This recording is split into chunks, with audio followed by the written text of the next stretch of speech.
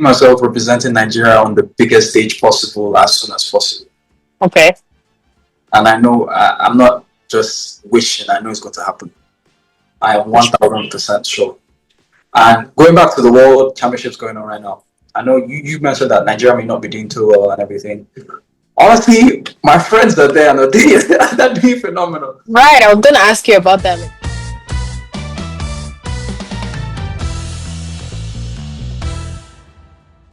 Hi everyone, welcome back to another interview with Sports on the Go with Nato, with yours truly, Nato.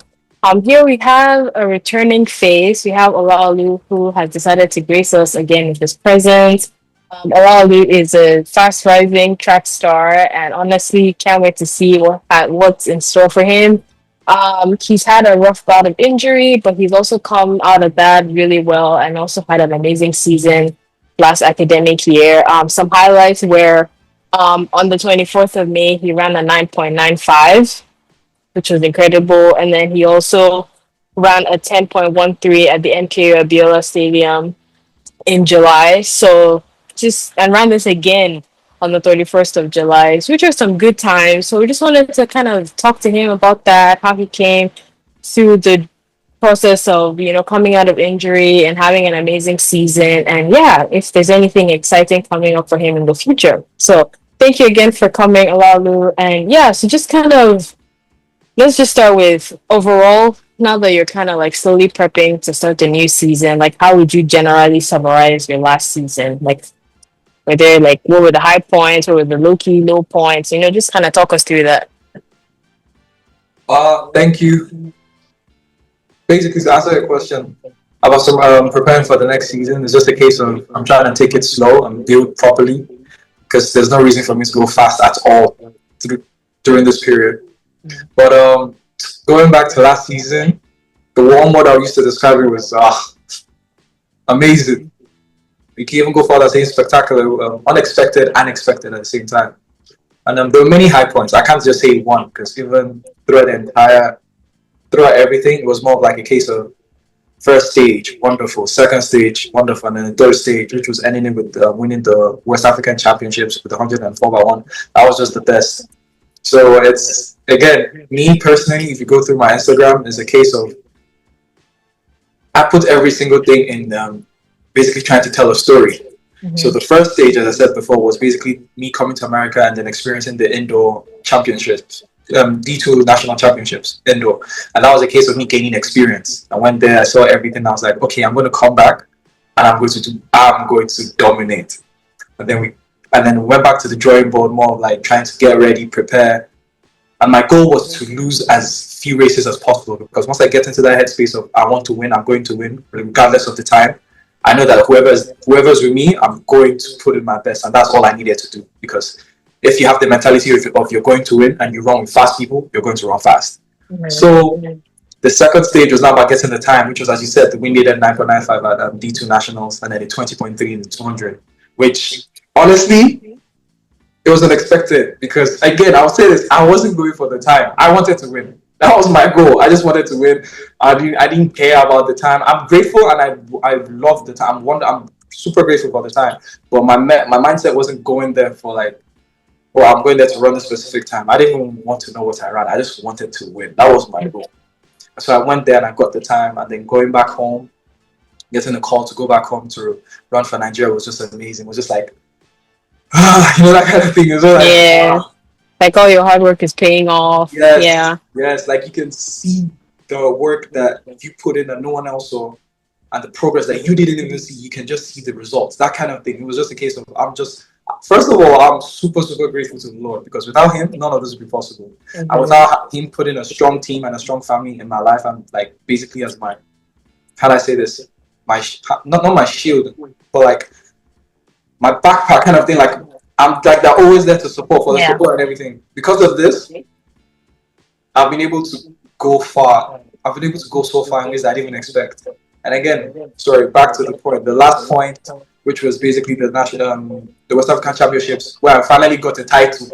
Where we're like, All the other ones, I was running fast, but I wasn't winning. You get what I'm saying? Mhm. People are like, oh, he ran very fast. The time is good. But I didn't have that title. Oh, fastest man. This like at nationals, I was counting the second fastest man in the whole of B2, which was another thing. I was like, okay, let's go. But then West Africa champs, fastest man in CA region 2 was that was good. I was happy and I was glad. Yeah, like just looking at you smile, it's like so let's backtrack. I know a lot of you, not really on the personal level, but I know you through a friend. So like I've kind of like been in the background, just like seeing you run, and I'm like, oh, he's doing well, slay. But it's like just seeing that smile on your face. It's like even I want to give you a gold medal. It's just be like you deserve it. Thank That you. is amazing. Okay, so let's kind of talk through like your injury. What was it? How long did you have I know you had to do surgery. Like, what did that look like? What did rehab look like? Yeah, let's start from that. Like, what did it look like? Um, the injury started at a point in my life where I felt like everything was already sorted out. Mm. But to not to like go too deep, but for the injury was basically during practice I tore my meniscus and I was dealing with patella tendonitis and I partially ruptured my ACL. Wow. So during this whole period, I again throughout many talks, many people they always tell you the same thing. I was like, I'm done with track. That was my mindset. So it took me out for it took me out for basically it was meant to take me out for 6 months, but it took me out for a year.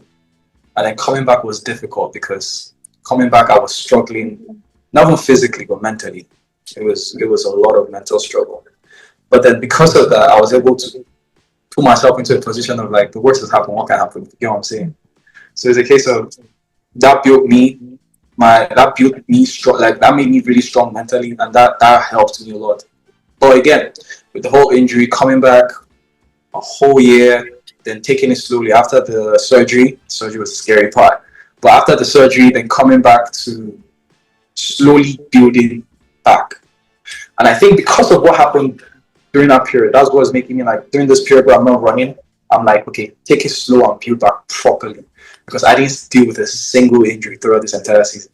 So Really? exactly. So with that, coming back was slow. I don't know. When I say slow, it was and again you need to keep in mind I'm a sprinter, I did the 100, so it's quick. Like let's make it just it was so slow. And it was basically this thing where you see like one day at a time, it was basically a block. Like you're trying to build a house and you put one brick a day. That is slow. That is going to annoy you to the point where you're like, and then it's not a case of you can't put 2 bricks a day. You can put 2 bricks a day, but just know if you put the second brick, something's gonna happen. Mhm. You had to put 1 brick a day and you're building up. That was just a house, a mansion, because that's where we're going. We're going to the top, building a mansion. So it's 1 brick a day. And oh my goodness, that was even just thinking about it, I'm super grateful for it.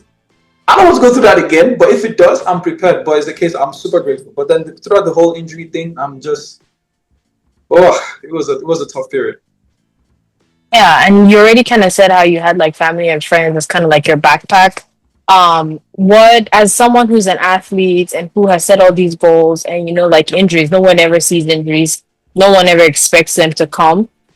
So Yeah. how would you say that like your backpack people played that role in like helping you to somehow, somewhat kind of keep pushing to be like, you know what, it's not over yet. I can go back to track. Or at least even if I don't end up going back to track, it's like, just like that mental comfort of like whatever support that they could have been to you, like how would you say they played that role for you? I basically had the backpack, which was my family and friends, but then I had a steady and strong foundation, which was the Lord. Mm. Now that is, he's not the backpack, he's the foundation. He's the reason why I'm even here today. So it was a case of I understood the meaning of blind faith because of this. Blind faith in the sense of not just throwing the word out there, but in the sense of you can't see anything. And Mhm. what you want seems like it doesn't seem like it's far away, it seems like it's impossible. A case of, for example, you can't just get up and fly. You can't just say you want to fly. That's how it was for me. It was a case of me saying I wanted to go back to track and run really fast was me saying I was going to fly. I saw it as impossible.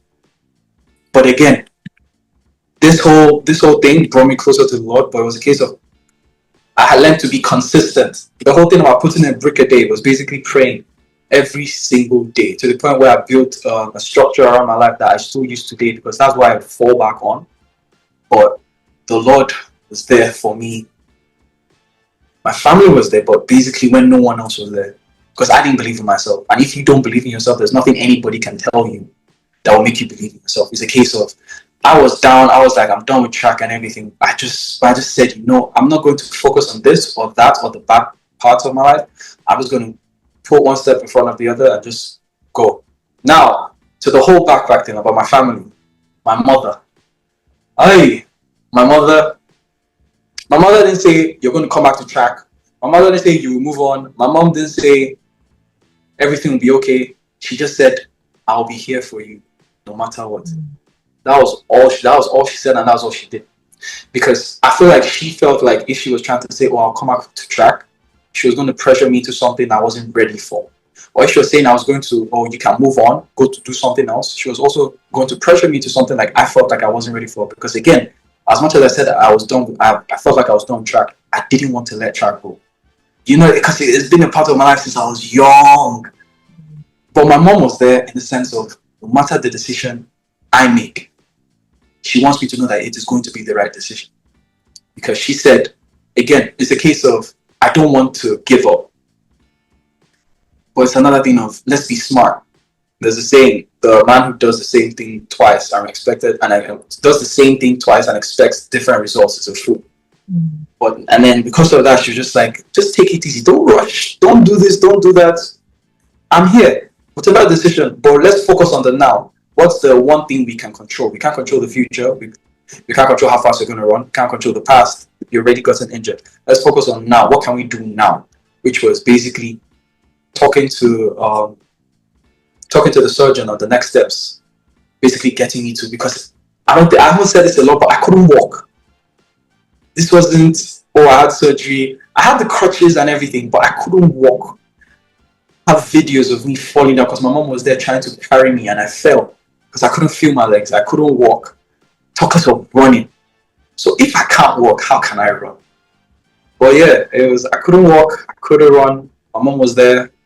I didn't have control of a lot of my body. Kept on throwing up. I didn't know why.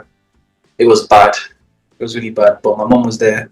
Then if I move on to the wider range, my family, my aunties, all my aunties, my uncles. Then there was Uncle Addy. Uncle Addy was just there, no matter what. I'm name calling, and you don't know these people, but I'm saying it because this are people that were there for me, and are still there. Like regardless, they're still there. Even recently, where everything was like, okay, I'm at the high and everything. They're like, you're here right now. Let's move on to the next step. So that's what they're always trying to push me to do. It's a case of, this has happened. You can't change anything. Let's move on to the next step. The next step is what we can control immediately. So that was the whole mindset the family put around. So my mom was like, okay, even besides track, don't give up on track, but let's look someone else. If you understand what I'm saying. So take your mind off track and everything. So that's how my family, the Lord, my family, and help was just all around. It was too much, way too much. It's amazing. This feels like a motivational movie. What? I love it. Especially because, like, a lot of people, when they're trying to be supportive, they end up putting unnecessary pressure on you. So the fact that, like, your family was able to support you through it all without you feeling like, okay, you guys are not doing too much, like, get off my back.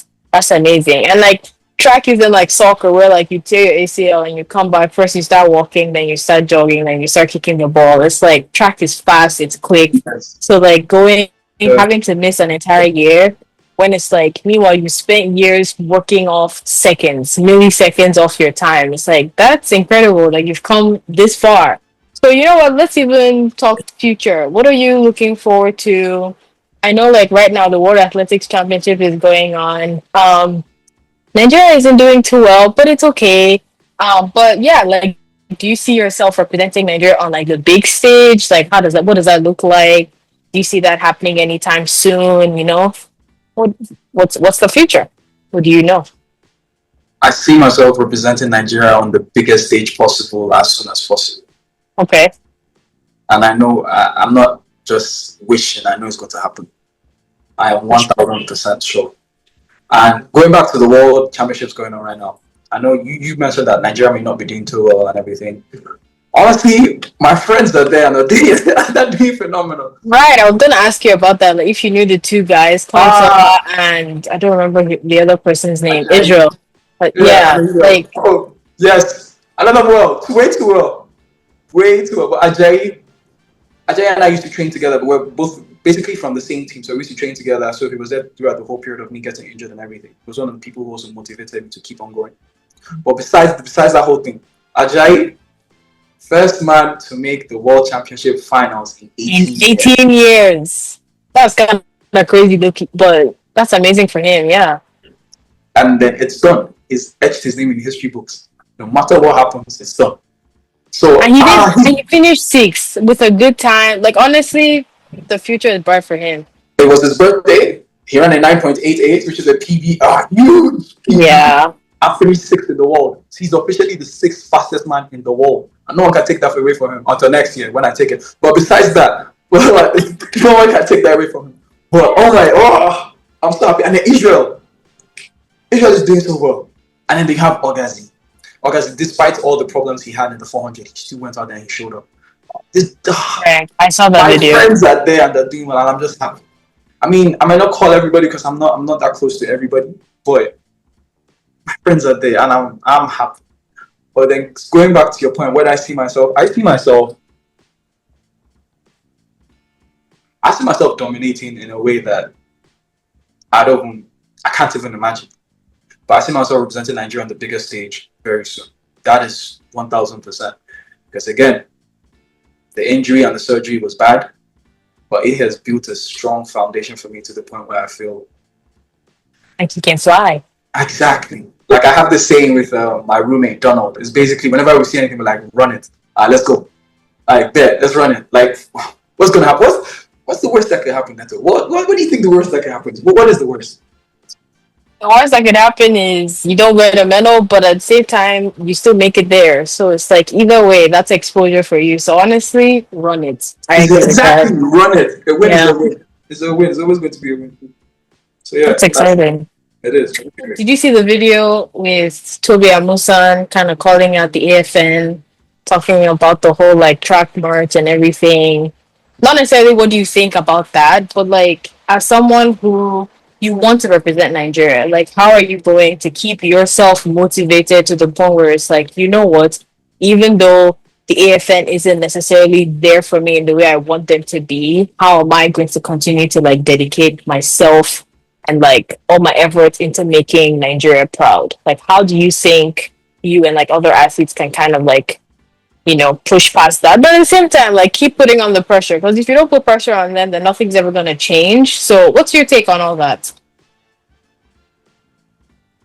The whole thing with the federation, what I'll say is this: track and field is an individual sport, and I'm grateful for that. To the point where is the better you do, the more outside help you get, regardless of your federation or your country. That's why we all have individual brand deals, basically individual brand deals with, you may have the top brands, Nike and that, you can have the sub brands, you can have Gatorade, you can have so many brands that want to sponsor you as an individual. So my mind right now is basically, there's so much negative in the world that I don't want to focus on that, and I want to focus on the few positives, because I feel like if I focus on that, I'm going to be able to attract that towards me. And if those few positives come to me, regardless of the amount of negatives, the positives are going to be way too much and overshadow everything else. But yes, I do agree with you on putting pressure. But I'm on a stage right now where I feel like I need to put more pressure on myself. Mm-hmm. Because I need to perform to the point where I'm above all this. Like my results and my accomplishments speak for me without me even being there, if you understand what I'm saying. So that's just another case of, if you've represented Nigeria before, you've experienced this. I could go on and on and on, but again, the federation is the federation. I have this. It's the thing I say. I wish them the best. I just want to run fast, and I know this may sound selfish in a way, but again, I realize that I need to be selfish at points like this, because if certain people that are meant to have your back do not have your back, then you need to be the one for yourself. You need to be there for yourself. Mm-hmm. And regardless of all this, my goal is, whenever you turn on the TV, accidentally or if it's planned and you see a 100-meter lineup and you're looking and you see Nigeria, your mind will be calm. And if you see my face with Nigeria, you'll be like, we've won it. Got it. So that is my goal. I want to get to that point where no matter who I'm with, no matter anything, so long as anybody wants to watch a race, I'm going to be in. Olaolu has it. So that's it. Wow. You should write a book. You should write a book, or you should even start like every week you post like a little snippet, like Monday motivation, and just be like, guys, you can do it. I'll keep it, man. I might start and I'll put you. She said I should do this. Hey, yes, Yes. I would love Yes. that. Okay, this was a short one, but yeah, thank you so much for taking the time out of your busy schedule to come, talk with me a little bit. I wish you the best of luck. When does your season start?